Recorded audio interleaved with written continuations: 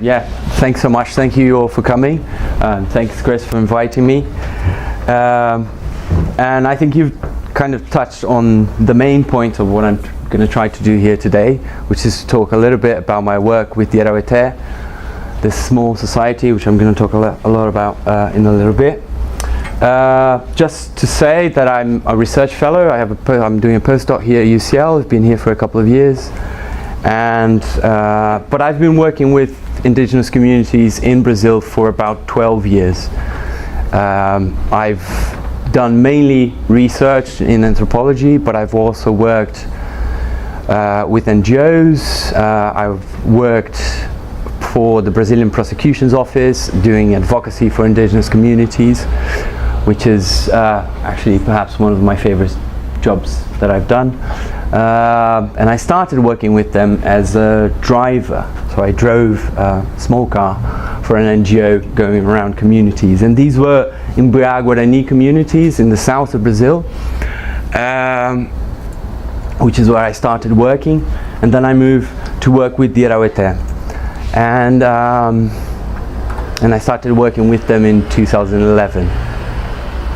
My work and what I'm going to present here today is about songs, but it's about cosmology. It's about how these songs make social relations more clear, how social relations in that setting include not only relations between humans, but they usually include relations with other than human beings, or something that people might call non-humans, but beings such as divinities and spirits and deceased kin, enemy spirits, and all those things.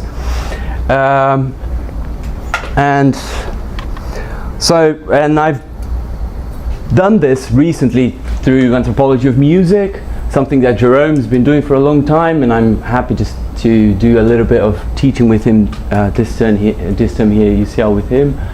And the thing that I'd like to think about is how do we do an anthropology of music, and how do we think about songs, chants, sung speeches, and even myths and narratives from the point of view of anthropology, right? And the way I look into it is by looking into the relationship between cosmological beliefs, kinship practices, and songs. Yeah? What does it mean to be a person? How do songs show the dangers to some people, the danger to keep kinship relations, and I believe that's going to be a bit clearer in a little bit. And I do that by looking at some linguistic aspects of the songs. I hope I'll not bore you too much with that, but also looking at sonic and melodic aspects of songs. And also I like looking at how to translate them, right? Because all these songs are sung in the Heurich, which is a language that only they speak, and it's quite interesting to look and to think about how to translate songs as well. They can reveal a lot of things. I brought 3 questions which are quite different, and I'll come back to them at the end. And they are: why do Amerindian groups sing? This is a direct reference to a famous guy called Anthony Seeger, famous ethnomusicologist who worked with the Suya in Brazil, and that's a title of his book, Why Do the Suya Sing? And it's something to keep going, right? Just as a question, as a thing to think about. The second question is a bit more specific, and it's like, what is a voice? And finally, the third one is, how does music affect and is affected by relations between people? So I'm going to try to come back to that at the end, if I have time. So the Heurich, they have a very strong belief system in which the gods, called Mai, have a very important role.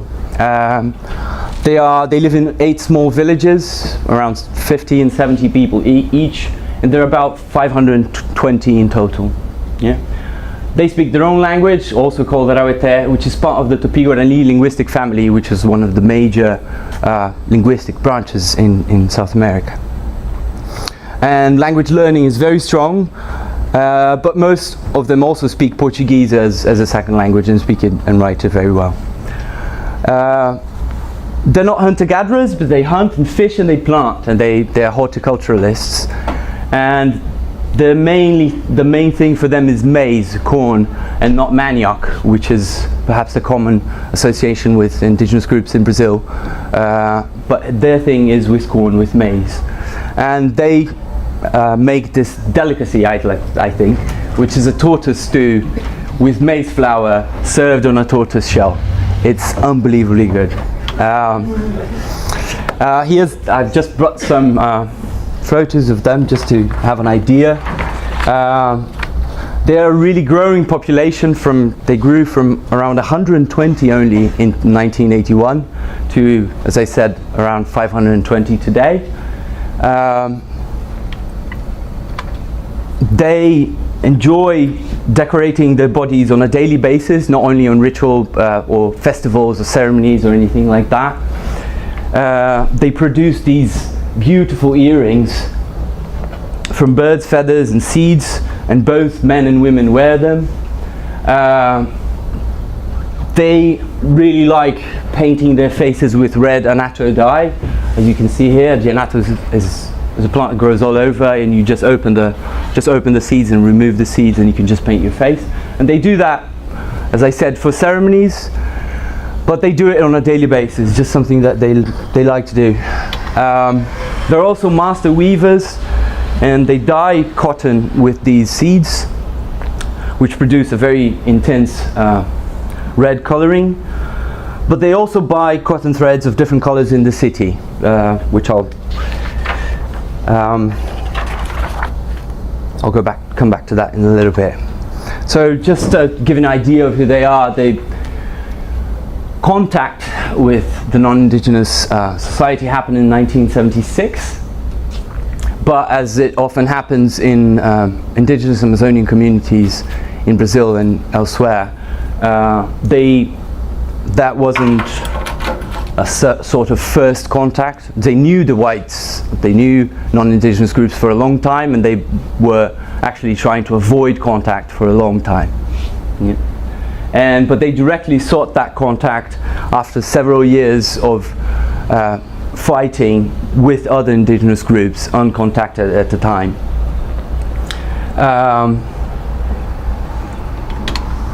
This is where they live. So this is Brazil, South America, Brazil.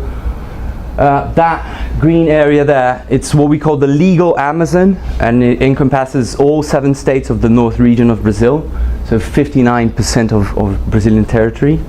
And the bit in orange there is the Araueté official territory.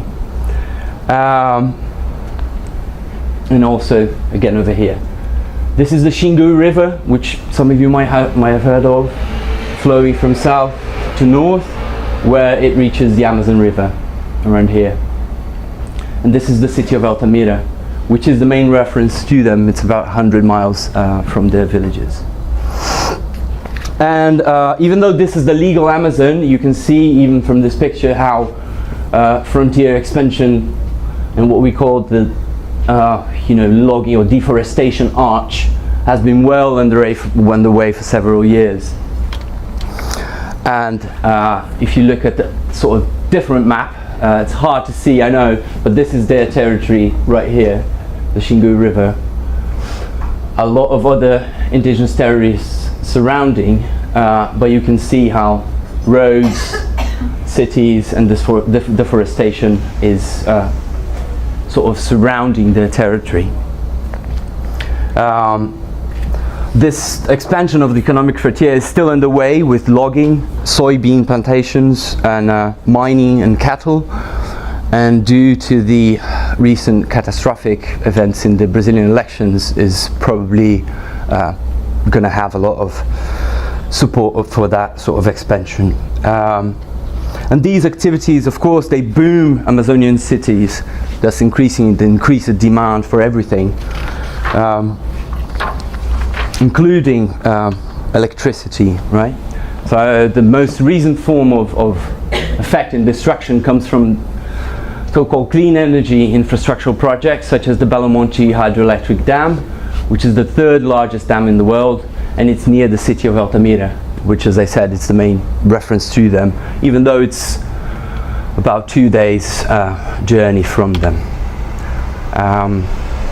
This is again just quickly the site of the dam, and this is the dam under construction.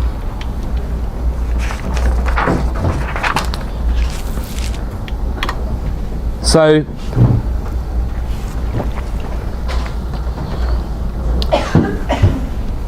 the presentation and what I'm going to talk about, it was called 2 Songs for a Red Girl, and I'll come to these 2 songs in a little bit. But first I just want to give a sort of overview of the main musical genres amongst the Heurich.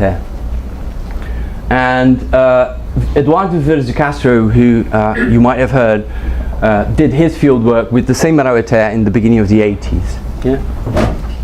And his main definition was between music of the enemies and music of the gods. So these would be the 2 main musical genres, right? But through my work and through my research, I found a couple of songs that don't fit neatly in these 2 genres, and these are the 2 songs that I'm going to talk about a little bit more. But the music of the gods, before we get to the 2 songs again, the music of the gods, the main characteristic of the music of the gods is to bring deceased kin and divinities to sing among the living, right? Sorry, to bring the what? The deceased kin and divinities. So the main idea is that through shamanistic practice you learn how to go to the god's domain, which I call the Mai, and are really important to them, and you bring back deceased kin to sing among the living. Yeah. And in these songs they talk about how life is in the god's domain, but they also mention and talk about stuff that is going on in the village. So they sort of make this connection between what happens in the afterlife. They kind of give you a glimpse of how to imagine the world or what happens after death, but they also give their little comments, in a way, about what's going on between the living. And I just want to say that although we'll see how the Heurich shamans are also healers, which is perhaps the most common association or common definition of shamanism, right? To be a healer. From the Heurich's point of view, a shaman is first and foremost a singer. So healing is something rare, is something that doesn't happen that often through song, and it's not the main thing of shamanistic activity amongst the Heurich. Right? So for them, a shaman is someone who sings, and ideally every man would be a shaman, would become a shaman eventually, yeah, in his adult life. Only men are shamans amongst the Heurich, but I'll come back to sort of gender relations and how women play into shamanistic singing as well in a little bit. So basically these songs are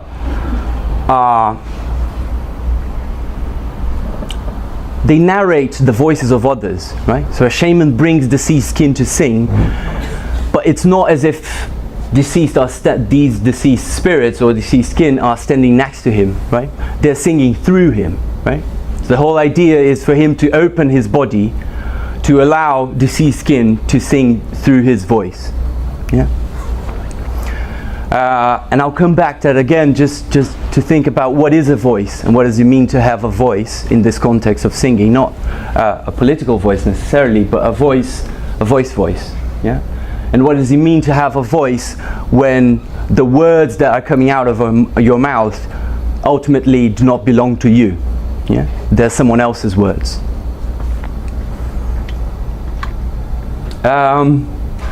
And a shaman's main instrument to do this is his rattle, which is again a bit different from most Amazonian rattles, which are, you know, a gourd filled with stones, which you might have seen. This is a more elaborate rattle. It's woven, it's quite big, and you put snail shells in there to make the sound, which you'll hear in a moment. You wrap it around with cotton, and you put red macaw tail feathers over there. I just realized that should have been in color, but you'll see it in a little bit. And as I said, only men sing, but to see this as a sort of soloistic singing, so this is a classic singing position for Heurich shamans, right?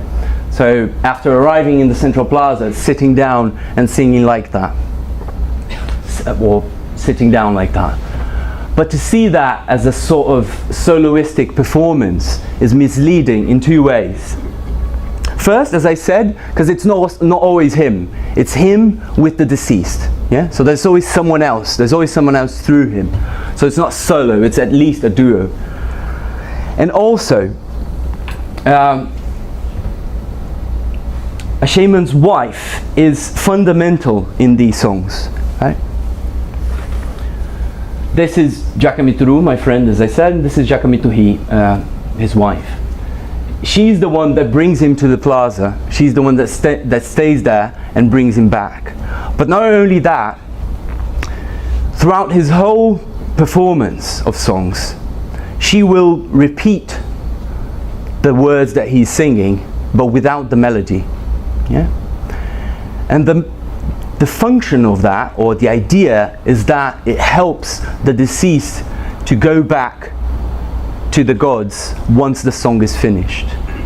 So after he comes out of his house, a shaman comes out of his house singing, goes to the central plaza, sings sometimes for up to 3 or 4 hours, goes back, and that's one continuous song, yeah? Goes back. At the end, he lies in his hammock, put his rattle down, and he repeats a couple of verses a cappella without no rattle. And that's a very beautiful and precious moment, because especially listening to recordings, because after you'll see and you hear the loud noise of the rattle and you're listening to that for hours, and then it suddenly stops and you think it's done, but then he sings a couple of verses still without the rattle, and she repeats that again. And that is to make sure that the deceased that is singing through him understand that he's not allowed to stay. Yeah? That he needs to go back to where he lives, he or she lives now with the gods. And that is very important, because the Heurich usually say that the problem with the dead, that is the sort of phrasing. So the problem with the dead is that they have a really hard time forgetting us. Yeah? So they're like, we don't, it's fine. Once someone dies, and that's very common in Amazonia, people sometimes burn the whole house, get rid of every single belonging, but mainly stop saying their names, yeah? Or change their names. You have to add a suffix. So that, in a sense, there's an idea that when people die, they become sort of enemies. They become different, and they belong to a different group, yeah? So the fact that they come back, it's obviously interesting in a way, because they manage to hear some of what happens in the afterlife, but it's also dangerous, yeah, because it risks erasing this boundary between the living and the dead, right? Which is something that you don't want to do, right? And that's why those repetition, non-melodic repetition of words is not just a simple echo or a simple repetition of the shaman's male performance.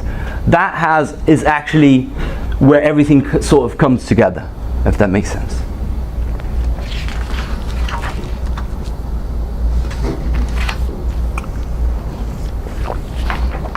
So frequently these songs involve bringing gods and deceased to eat, yeah?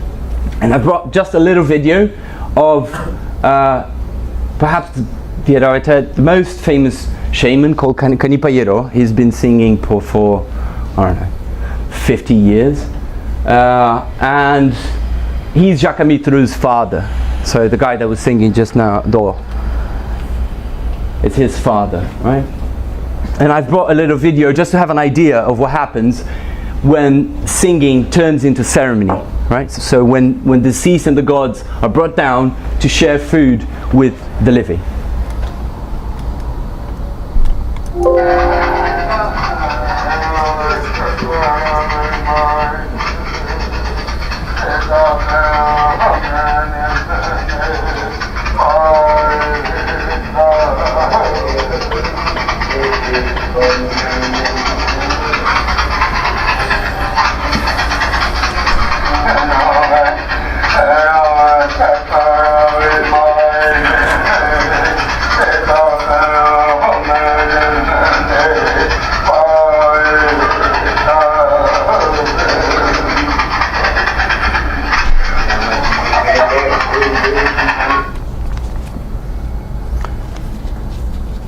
We'll hear more of that in a little bit, but it's just to start to have because it doesn't make much sense to talk about songs if you can't really, right, picture the sound, so to speak. So the other main genre is called music of the enemies, right? So you remember if the first one was called music of the gods, and that is the relationship that is being, making alive. Here, this one's called music of the enemies, and it has to do with warfare, and it has to do with homicide and killing, right?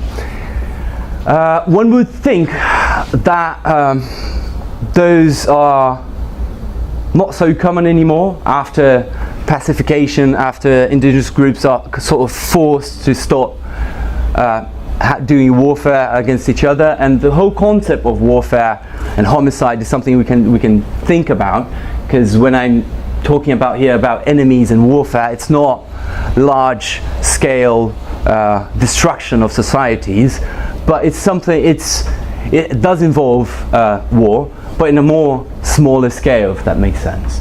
But the main point is that these are songs that you learn after you kill someone, yeah?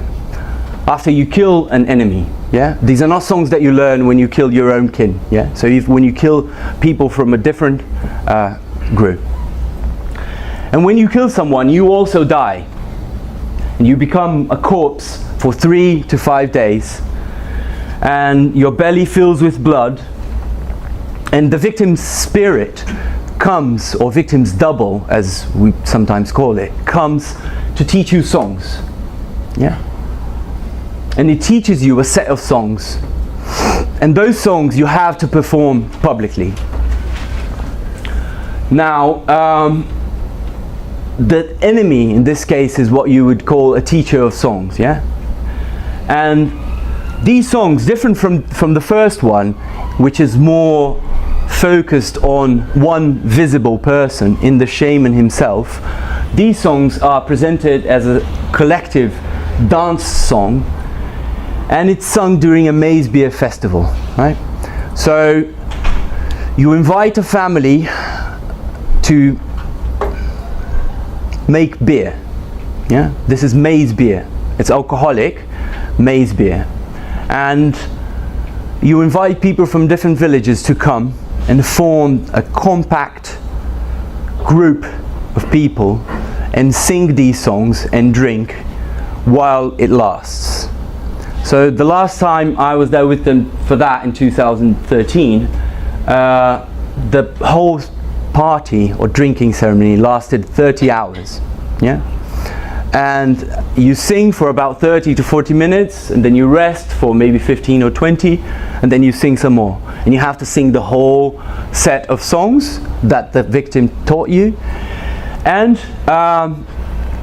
when those are finished, and if there's still beer left, you have to sing other songs that someone might know, right? The point is to finish, you have to finish all the beer. And in sort of my rough calculations for that party was around 450 liters. Oktoberfest. Sort of, yes. Yeah. It was in September actually, but that's all right. So I just wanted to kind of point out that they're very different from the shamanistic songs, right? So if you had a sort of duo between shaman and deceased, or trio with the wife, when that was the focus, where you had long 3-hour songs and different voices speaking in those songs. Here it's a collective. It's hard to tell, and it's hard to say, but to see, I mean, from here. But this is after maybe 20 hours of party, so you can see how everyone's a bit, you know. But you can see I'm back there, and this is one of the few photos that I have that a friend took, because I was in there with an arrow on my hand and a bow in the other one, and with the recorder hanging from my neck, yeah, which was the only way I could record the songs. And you can see how here, instead of that trio, you have a sort of more collective experience, right? And that is also, again, tied to the way they see these things. So if shamanistic singing is called singing, this is called dancing, right? Even though it involves singing, this is described and thought of as a dance, yeah? And it's these songs, as I said, they're short, they're 20, 30-minute songs, and they're basically the repetition of one or two verses. And these verses are repeated over and over in sort of a loop, in a way that they enter into each other, right?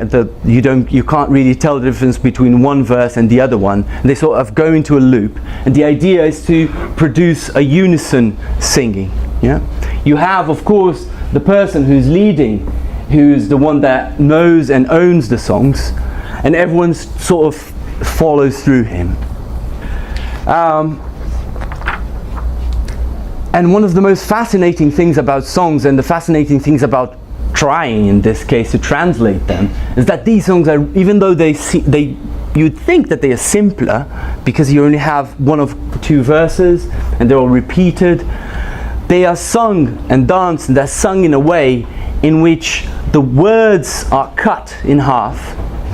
One syllable is connected to the word, to the previous word, while the other syllable is connected to the word after it. And these reformed, sort of broken words, they make up, when they are sung together, words that make no sense in Arawater. They're not words in the language at all. Yeah? And so the whole effort of trying to translate them and to understand them, really, is you have to unbreak them and sort of put them together, try to extract that meaning from what, to kind of understand what these songs mean, until obviously you realize that the whole meaning of it is breaking the songs in the first place, right? And you've just spent 6 months doing that for maybe, I don't know why, yeah? And my sort of personal take or approach to this is that these songs are broken because a lot of the things in this ceremony kind of point to this brokenness from the start, yeah? So if you think about killing or warfare or homicide, it starts, these songs originate in the breaking of someone's body, in a way, yeah, and separating that body from the body and a double, and that turns into teaching the songs to a killer who's also broken in his identity between who he is and the enemies and the victim's double who's attached to him for life. And then it comes back to the way that the songs are danced and sung, and the way that they're performed as broken words, right? So you can see that's sort of my interpretation of what it is we're looking at here. Okay, so these are the two main genres, the two main musical genres.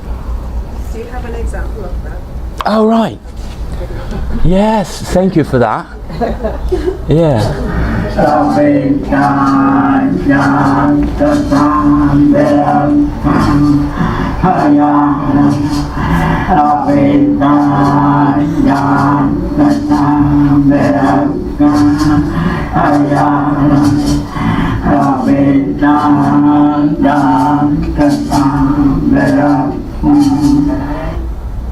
Yeah.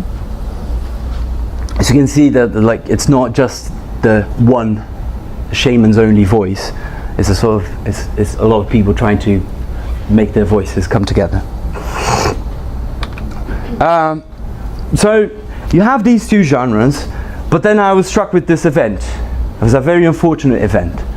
So the person I'm calling here Red Girl, and I will remove the A further on. It's Red Girl is a direct translation of an Arawater name. Yeah, so it's a common name, and it's not the name of this person, but it's the name I've come up with to talk about this situation. Red Girl was my neighbor. She was about 17, and one night she went to pick up some medicine for her granny, and she was shot by a spirit. She was shot by these guys called Anin. The Anin, they are not gods, they are not enemies, and they are something else. They are forest dwelling spirits. They come very close to the villages and they shoot their arrows on people. The days after, a few days, she became very, very ill. Sort of like purple patches started to emerge on her body, and she became weaker and weaker. Yeah? And this sad event generated these two songs about Red Girl. One of them is directly related to the spirits and how to deal with them, and the other one is more directed to her and how to deal with her illness. So the first one, which I'm just calling here Song 1, is a spirit capturing song. It's a song which is partly defined as a speech and partly defined as a song by the Araueta themselves, right? So these are songs, they have two clear blocks. We're going to hear both of them, and one of them is described as a speech and the other one is described as a song. Song 2 is a really rare, as I said, and it's a healing song. And this one is about manipulating. It involves a sort of manipulation of the body, but it's really is about bringing her soul back to her body.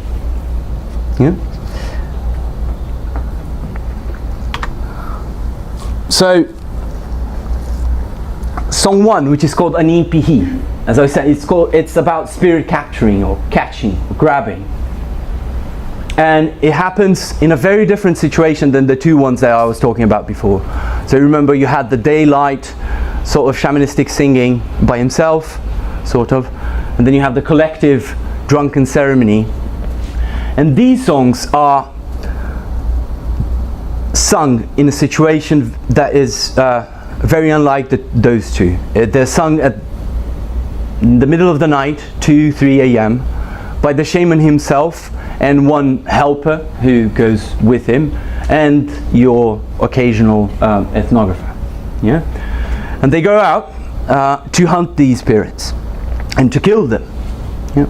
To capture them and to kill them. But before capturing them, the shaman voices these spirits, and we can hear what they have to say. And that's what I think is most remarkable about these songs, is that in order to destroy a certain being, a certain entity, you have to sort of let it speak, right? Again, it involves letting something other go through your body. Yeah, it involves opening your body for those voices. And after the shaman kills the spirit, he crouches down, same as the first photo I showed you, and then the gods sing. Yeah. So they're composed of these two blocks. First, capturing and voicing the spirits, and then the gods singing. And these two blocks are indexed by lots of different things, and I'm going to talk a little bit about them. So the first one, as I said, is defined as a speech and not a song, and it involves laughter, and involves listening to the spirits laugh. While the second one, the one in which the gods sing, what is important here are the refrains, right? The repetitions that end each verse. And I think these differences are important, because you'll see how these differences accumulate. So you have this difference between speech and song, laughter and refrain, and I'll come back to that. So these are the spirits.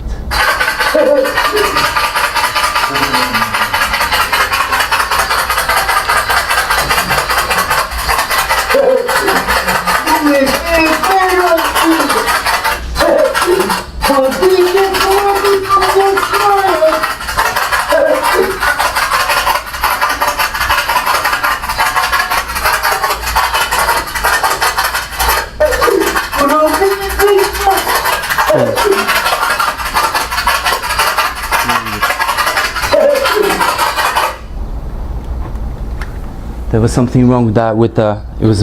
The file was a bit weird, but you could see, I hope, how it's really a speech, not a melodic sort of song, and how he was laughing throughout that, right? So that's the spirit speaking through the shaman, yeah?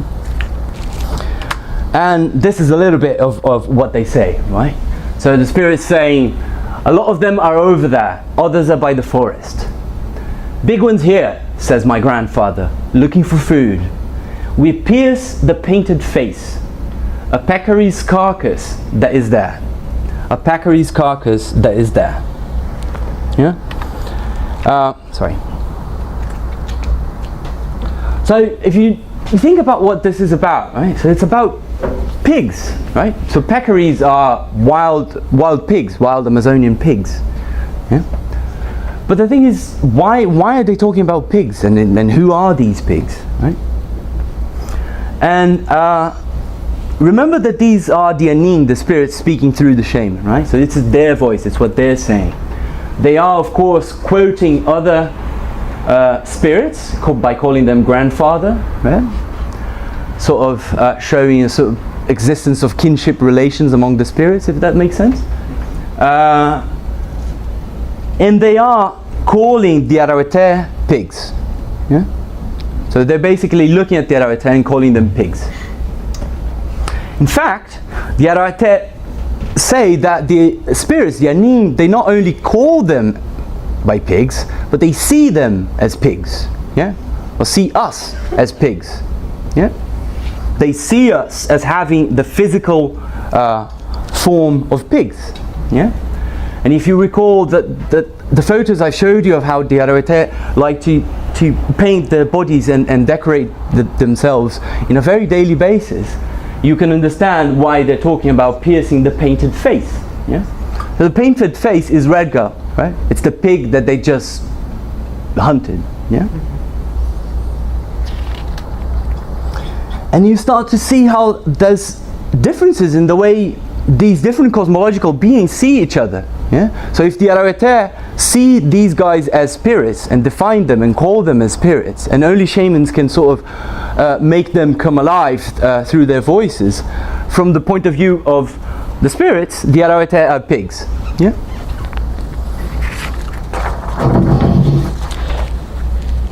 So this is the first block. This is when the spirits are caught. And so if you just try to remember, this is what it sounds like. Yeah? Is it too loud?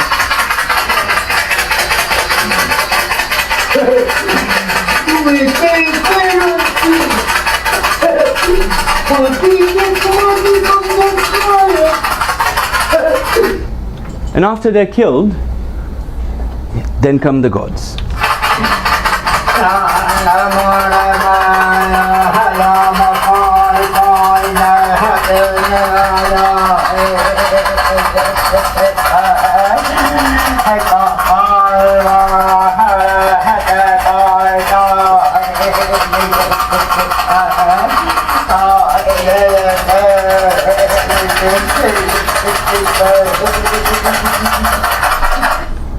Yeah, and you can see a bit of the difference, right? And this is, can you imagine this? This is in the outskirts of an Araweter village. It's a small village, about 70 people in the Amazon.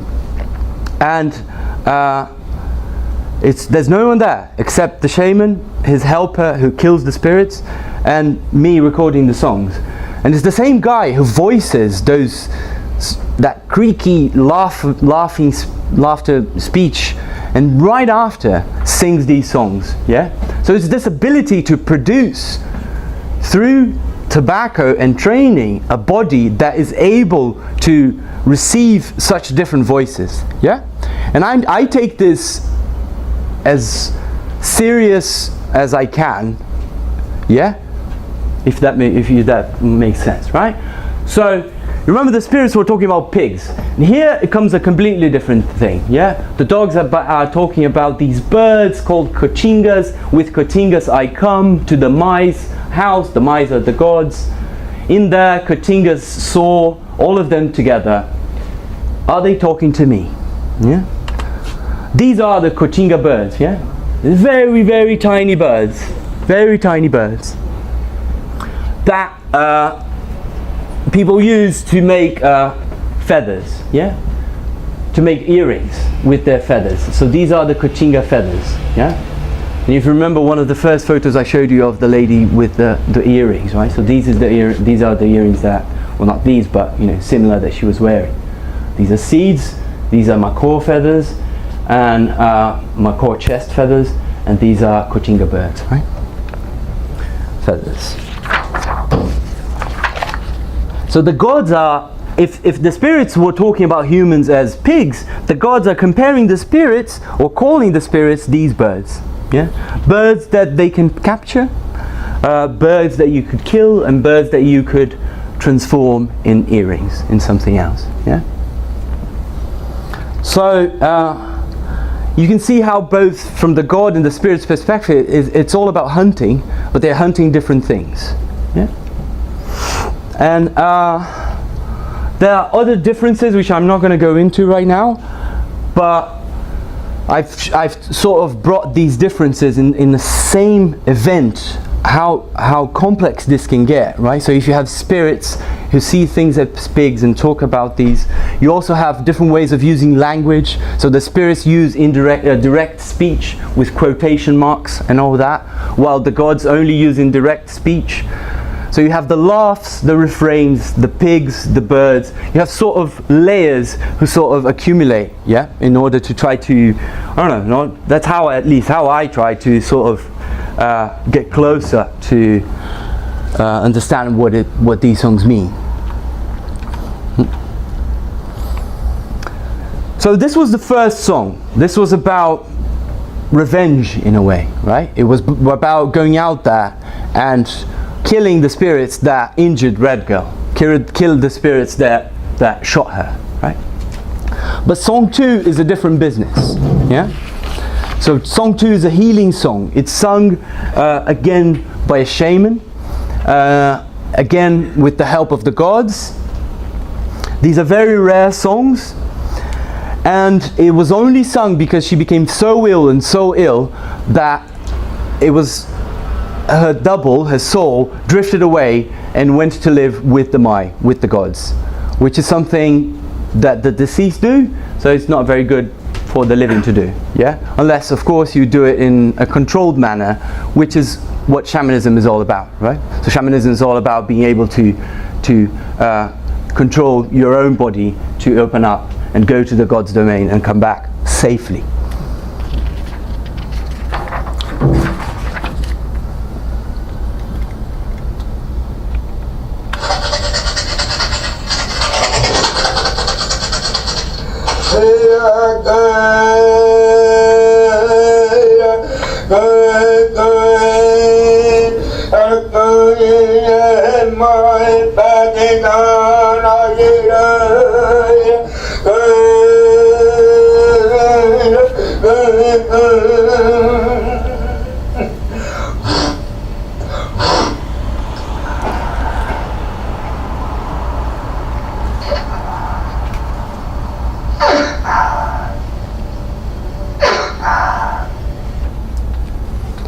Those sounds that you hear at the end is the shaman trying to remove the arrows from her arm by sucking them out.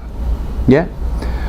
And then again you see how these songs are a little bit different from the other ones again, right? So they involve singing again, but they involve more than that. They involve a more active relationship between these bodies.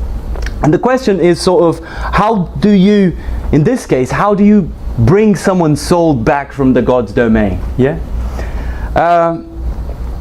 And it involves basically 3 things.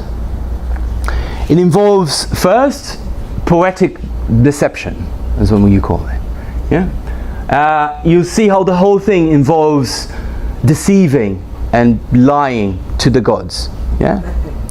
Which is okay in a way, because that's what they do when we die. Yeah? So say the Heurich. When we die, we go to the god's domain. First, they eat us because they're cannibal gods, and I can talk about that, but this is a different talk. But then they make us again, and then they lie to us. Yeah. Then they say, "Look, this is your sister here, right? Look, this is your brother." to try to make you, stay and understand that that's where your kin is. So the first thing involves lying, right?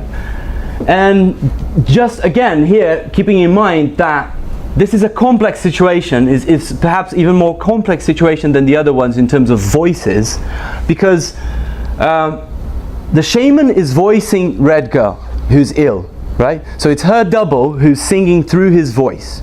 So she's there, her body's there, her other body, as you could call it, or her double, her soul, is with the shaman singing through him. The things, just bear with me, yeah? So the things he sings are sung from her point of view, but sometimes she quotes him, right? So he's singing, her quoting him, yeah? Such as here, right? His name, she's calling him Tanajiru, and she says, he sings, "Your father is truly in God's village," said Tanajiru, right? So, but who said the whole thing was her, and who's voicing her is him, yeah? But this is a lie, yeah? So, he's telling her, look, your father is here, he's in God's village, implying that he's deceased, and but he's just, in a different neighborhood, right? In a different village of the gods, which is not true, because her father is alive and well in the village. But he's trying to get her to move with him out of that specific situation, right? Start to point to her, like, look, we have to go somewhere else, yeah? But he can't tell that directly, because then the gods would know, and they can't know. Otherwise they wouldn't allow her to come back, yeah? Yeah? Yeah? Make sense? Alright, cool. The second technique to bring someone's soul back from the God's domain is changing the context again. But this is done in song form by changing refrains. Yeah? So this is a complicated thing. I'm not going to go into how refrain index voices, because I don't really understand it that well. But when you change the refrain of the song, the part that you repeat after each verse, yeah, you change who's speaking through you, yeah, and you change the context of what is being spoken, right? So the first part of the song is all about the dialogue between him and her. It's all about this dialogue. She's asking, "Where's my father?" He's saying, "Your father is in a different village," and it's all about that. The second part, the refrain is completely different. It totally changes, and it's not about the dialogue anymore. It's about the fragrance of banana trees in a different village. Yeah. So they've moved. They're in a different village, but they're not talking to each other again, and they are talking about the fragrance of banana trees. Right? And here it might seem not poetic enough, perhaps, but this is fundamental, right? Because being a complete human person has a lot to do with fragrance, right? It has a lot to do with perfume, right? So painting and decorating your body with red annatto dye is not just a visual aesthetic experience. It's about the smell of red annatto dye, right? So by changing that, again, he's pointing to a different scent, yeah? He's pointing to a context in which things smell different, yeah? And then we come back, we go to the last part of how does one retrieve a soul from the God's domain, which is again about lying. And this is when the song changes again. It comes back to the dialogue between them, and then he tells her, look, I've run out of tobacco, yeah, and we need to go get more tobacco. Yeah. And this is very important because the gods love tobacco, yeah, but they don't have it, and they can't access it. Yeah. There's no tobacco in the gods' domain. First of all, because the gods can't plant anything. Yeah? They are, in a sense, raw beings. Yeah, if you think about the raw and the cooked and all that. Yeah, they're raw. They don't know their ways around plants. Yeah, so the way they get tobacco is when the shamans can come visit and bring tobacco to them. Yeah. So the shaman's basically saying, look, I've run out. You need to go to the offie. Yeah. You guys just hang on a minute. I'm just going to go. I'm going to take this little girl with me. Yeah. But I'll be back. Yeah. Yeah. Well. Maybe why it's a rare song. And that's the end of the song. Yeah. And that's where it ends, with this deception about tobacco. Because of course the shaman comes back for the tobacco, never goes back, or goes back in a few days. But then probably the gods will have forgotten about it, or hopefully. But it might just be pissed off for the next time. Yeah? So just to kind of, I think my... No, you've got 10 minutes. Yeah? Alright, okay. But that's good. To sort of come back to those questions from the beginning, yeah? Because I think now we can sort of address them a bit more.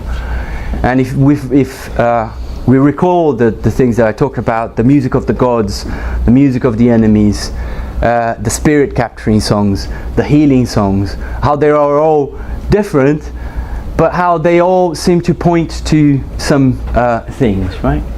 So, why do they sing?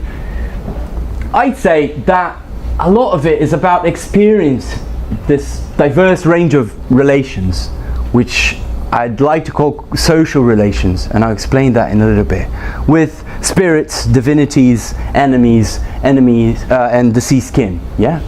So other than human beings. Yeah. So singing is about experiencing these relationships, because it is through singing that that these guys become audible.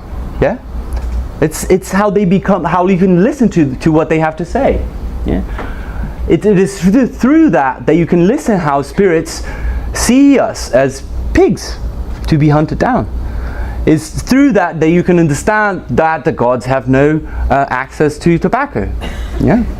It is through these songs that you can understand how the broken body of an enemy translates into sort of broken words in a song, right? But sometimes it's also about protecting specific relatives from losing their will to live, yeah? From forever becoming this other, as in the case of Red Girl, yeah? So it's about making sure that she stays, yeah? Because these are,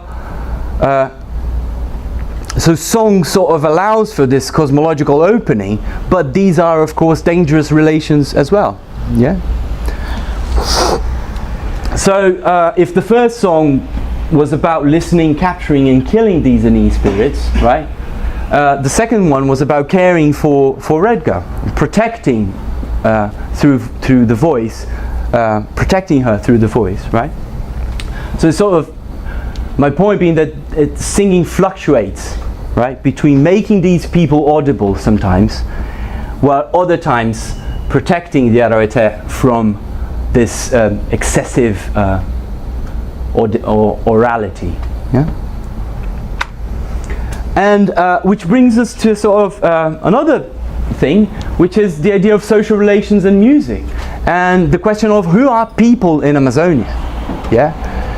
Because if you think about it, what these songs show is that the idea of who's human, who's people, expands when all these others are accounted for, yeah? Because the gods have their own lives, they do stuff that we all do, they lie, they don't have access to stuff, they've got some other stuff. They try to protect their kin, they have their own villages, so do the spirits hunt, and they have their own villages as well. They try to capture kin from other groups. So what it means to be people and what it means to be human sort of changes, right? And this is not just a sort of weird claim, right? this is something that you can see in the case of these songs when you look at specific words. Yeah. So the word for human, the word for people, you'll find it in the mouth of the Dianin spirits, for example. You find it in their mouth, in the way they talk, by saying, the gods are not people, we are. Yeah? So what people can be is something that is cosmologically discussed, or it's cosmologically disputed. Yeah? So, and this is something that has been developed by a lot of people. One of them being Eduardo Village Castro as well, as sort of Amerindian perspectivism. This is an idea if you want to read and think about that. But the main idea is this, right? Is that the social is larger, broader than humans, right? That animals, enemies can be thought of as human as well. And that in Amazonia, social relations in a way include all of these people. Yeah? And if you're going to think about society, you have to expand it maybe a little bit more.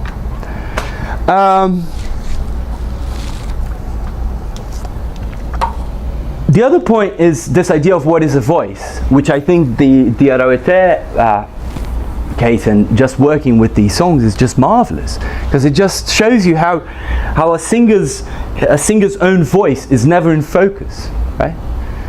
It's not about him, it's not about the shaman himself, it's about everything that he brings there, right? Everything that he kind of allows to come out of his voice.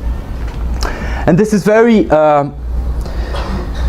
important, because it shows that there's something alien or foreign that is intrinsic to singing, right? So singing is about bringing other points of view into focus and not your own, which, if you think about, is very different from the way music is thought of in several places, where the focus is on the composer or the singer, and that the praise goes to him, and that's what's important, right? Even if it's a collective sort of ensemble. Here, it's not about him at all, which obviously makes life very hard for people like me, because ideally, for shamanic Arauete singers, ideally you are not even there when you sing. Yeah? So that's what they say. They say, for example, when you go and talk to them, they say, well, could we, talk about your song, the song that you sung yesterday? They say, no, I can't, I wasn't there. Yeah? And that's not just a trick, or not just a thing like that, not because I'm very annoying or something, that don't want to talk to me. It's happened to more people, and it's something that other people say as well. Which basically meant that for me to try to understand some of these songs, I had to triangulate, right? So when you were singing, I couldn't talk to you, but I could talk to you about his songs, right? And then when you were singing, I'd have to talk to you. And that was it's an interesting way of doing research, but it becomes more difficult. But and that was what gave me the key for many things, right? Because if the shamans are usually not willing to talk about their songs, their wives are always willing to talk about their songs. Yeah? And they love it.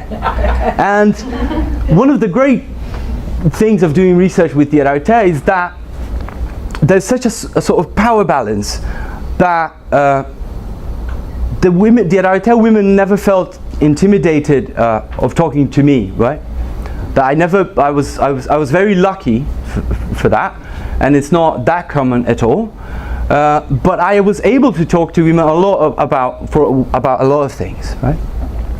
And that is, and they know so much about these things, right? Because they're there every single time, they repeat the songs, and that was through that you end up looking at these very particular but very important things, such as repeating the words to make the deceased go back to where they belong.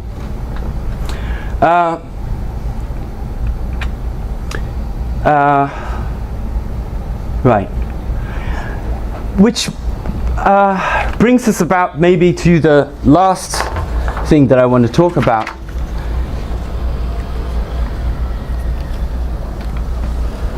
Is that for a long time, that, as I was saying at the beginning, deceased kin, or the dead, was seen in Amazonia, in literature, in anthropological literature in Amazonia, as enemies, yeah? As something that immediately after death the deceased become enemies. And that is very clear in a lot of groups, right? Groups where you have to get rid of all their belongings, you can't ever say their names anymore. Groups in which there's a sort of mortuary feast for the deceased that sort of ends the relationship with them, and they just become these nameless beings that you don't relate to. But all that idea started to change a little bit, and it's becoming a little bit more complex, right? Because that also happens with the Araueter. In the end, the deceased, they become gods, and the gods are cannibals, so in a way they are sort of prototypical enemies, yeah? But that takes a while.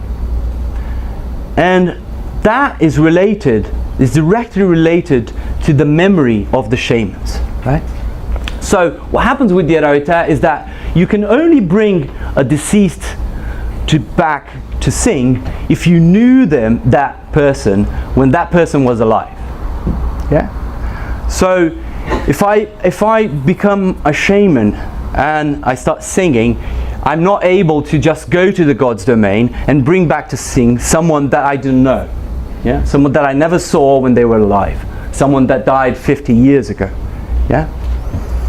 So that basically means that when all the shamans that knew you before you died have died, there will be no one else, even though there will be shamans, there will be no one else to bring you back to sing, yeah? And then you're forgotten, yeah? And that's when you sort of dissipate.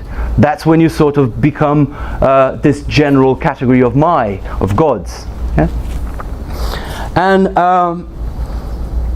this is a very central thing. It's this active sort of forgetting, right? So singing has this important aspect of course, bringing them back, bringing the deceased and others, and voice them, but also dissipating all of these relations.